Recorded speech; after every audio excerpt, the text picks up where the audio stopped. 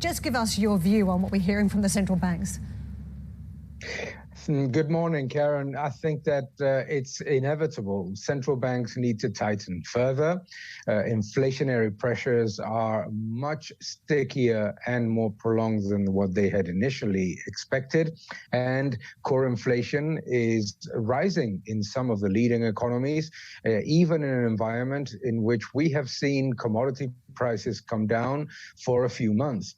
So the problem of inflation is significantly more important than a mild recession or the risks of a slowdown in the economy. And central banks need to tighten further. So I think that the message is almost unequivocal. They have said and repeated that it's the biggest priority, the only priority, to be fairly honest, and that they need to tackle this problem because, and I think that this is what market participants tend to forget, is that central banks know that they have reacted way too late and too little. But they also understand that if they don't act on inflation quickly, the problem of stagflation is a much larger problem for all economies, because both on the fiscal and on the monetary side, stagflation is extremely difficult to tackle. So it's better to have a little bit of pain for a few months, even though investors might not like that, than to go through a prolonged period of pain, which would inevitably lead to massive losses, both on nominal and on real terms, in pension funds, in different equity and obviously bond funds. So very challenging environment. Central banks cannot do anything else but tighten.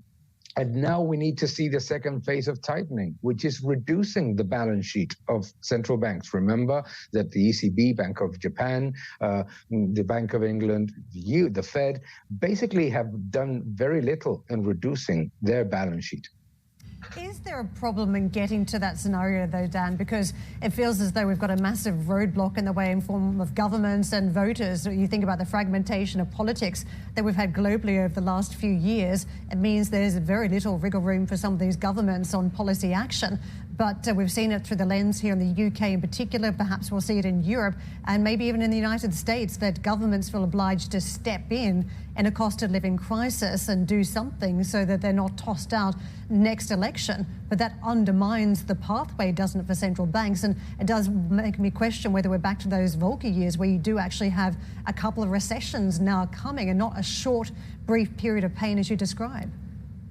It is a very big risk, Karen. You're absolutely right. It is a very big risk because governments are acting on a almost unanimous way, as if increases in yields and increases in rates were not happening. We're seeing governments present plans to tackle inflation that inevitably involve massive increases in spending. Deficit spending is becoming stickier. Remember that most of governments announced large spending plans in 2020 because of the COVID-19 crisis. And now they have found themselves in a situation in which the deficit of 2020 has barely been reduced in many cases, and they're going to increase it again. Most of them by a higher spending, by a higher current spending. And a deficit is a deficit. Doesn't matter if it comes from tax cuts or if it comes from spending. Furthermore, it's worse if it comes from spending because it tends to get to stick. So the problem that I find is that governments don't seem to be paying attention to the news that are coming from the markets.